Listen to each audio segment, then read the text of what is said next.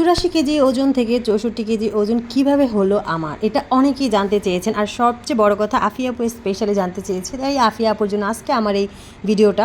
তো আসসালামু আলাইকুম, কেমন আছেন সবাই? আমি সোনিয়া, আমার সোনিয়াস ওয়ার্ল্ড পিস থেকে আপনাদের সবাইকে জানাই স্বাগতম। তার আগে বলে নেই, আজকে কিন্তু রান্নাবান্না হবে ফ্রাইড রাইস আর হচ্ছে চিকেন সাসলিং ভেজিটেবল। তো এই রান্নাগুলো কিন্তু আমি কিছু করিনি, রান্নাগুলো সব হচ্ছে আমার ননাস আর হচ্ছে আমার যা দুজনে মিলে করেছে। তো এটা ভিডিওগুলো অনেক আগের ভিডিও। তো যাই হোক, আপনারা রান্নাটা শর্টকাট দেখতে থাকুন আর আমার কথা মনোযোগ দিয়ে শুনতে থাকুন। আর হ্যাঁ, কথা শুধু শুনলেই হবে না, যদি আপনাদের মনে হয় যে হ্যাঁ আপনাদের কাজে এসেছে বা ভালো লেগেছে, তাহলে অবশ্যই সুন্দর করে একটা লাইক কমেন্ট আর একটা শেয়ার করে দিবেন।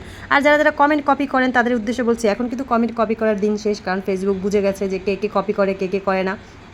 তো যাই হোক, এই যে এখানে চিকেন ভাজা হচ্ছে, আমার এখন আবার খেতে ইচ্ছে করছে, তো খেলে এখন তো খাওয়া যাবে না।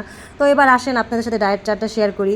সর্বপ্রথম আমার যখন বেবি হয়, নর্মালি একটা মেয়ের বেবি হলে এমনিতে একটা মেয়ে অনেক বেশি মোটু হয়ে যায়। তো আমি তো 84 কেজি হয়ে গিয়েছিলাম। আমার মেয়ে যেহেতু সিজার হয়েছে, সিজার হলে এমনিতেই মেয়েরা হচ্ছে অনেক মোটো হয়ে যায়, পেট বড় হয়ে যায়। তো আসুন এবার আপনাদের সাথে ডায়েট চার্টটা শেয়ার করি। সর্বপ্রথম আপনি রাত্রে 2 চামচ চিয়া সিড ভিজিয়ে রাখবেন, তারপর সকালে ওইটা খাবেন। সকালে ওইটার সাথে আপনি একটা লেবুর 4/1 ভাগ বা হচ্ছে অর্ধেক, আপনি যতটুকু টক খেতে পারেন ওটা মিক্সড করবেন, 1 চামচ মধু মিক্সড করবেন। আর হ্যাঁ, সাথে অবশ্যই গরম পানি থাকতে হবে, একটু মোটামুটি গরম, আপনার মুখে সয় ওর থেকে একটু বেশি, ঠিক আছে?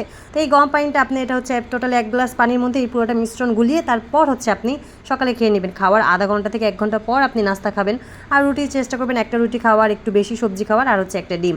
তো ডিমটা যারা না খেলেও পারেন, এটা আপনাদের ইচ্ছা। তো আমি ডিমটা প্রতিদিন খেয়েছি, কারণ আমার একটু এনার্জি দরকার ছিল। তো যাই হোক, তো তারপর আপনার আসেন এবার হচ্ছে দুপুরের খাবার। দুপুরে আপনি যা খান তাই একদম পেট ভরে রাজার মতো খাবেন, যে আপনি রাজা, আপনি বাসায় একদম পেট ভরে খাবেন, একদম পেট যেন বাস্ট হয়ে যায়।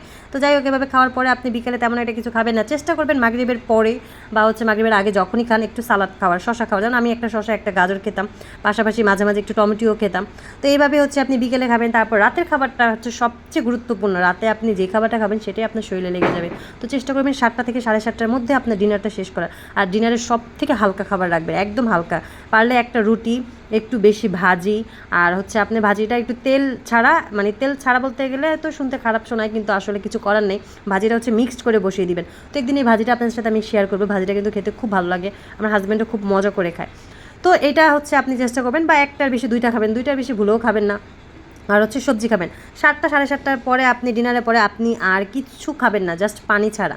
তারপর আপনি শুধু পানি খাবেন। তো এইভাবে যদি আপনি আপনার ডায়েট চার্টটা মেনটেন করেন, তাহলে কিন্তু বেশি দিন লাগবে না, সর্বোচ্চ 6 থেকে 7 মাস লাগবে। আর আমার কিন্তু 7-8 মাসই টাইম লেগেছে, এর বেশি লাগে না। তো আমি বেশিরভাগ রাত্রে খেতামই না। 7টা 7:30টার দিকে দেখা গেছে হাবিজাবি যা খেতাম, এরপর আমি হচ্ছে খেতাম না। আমি তেমন একটা ডায়েট মেনটেন করি নাই, আর এখনও করি না, কারণ আমি প্রচুর ফাস্টফুড পছন্দ করি, বাসায় বানাই, বাইরে খাই। তাদের গালটা আমার মতো একটু বেশি ফুলা আছে, যারা গাল শুকাতে চাচ্ছেন তারা সেন্টার ফুড চাবাবেন, প্রচুর চুইংগাম চাবাবেন, দেখবেন আপনার গালটা হচ্ছে একটা শেপে চলে আসছে, ঠিক আছে? তো আজকের ভিডিওটা এই পর্যন্তই, ভালো থাকবেন। আর হ্যাঁ, ভাজি আর আরও কিছু টিপস আমি আপনাদের সাথে সামনে আমার নেক্সট ব্লগে শেয়ার করবো। আর হ্যাঁ, অবশ্যই এটা শেয়ার করে সবাইকে দেখার সুযোগ করে দিবেন।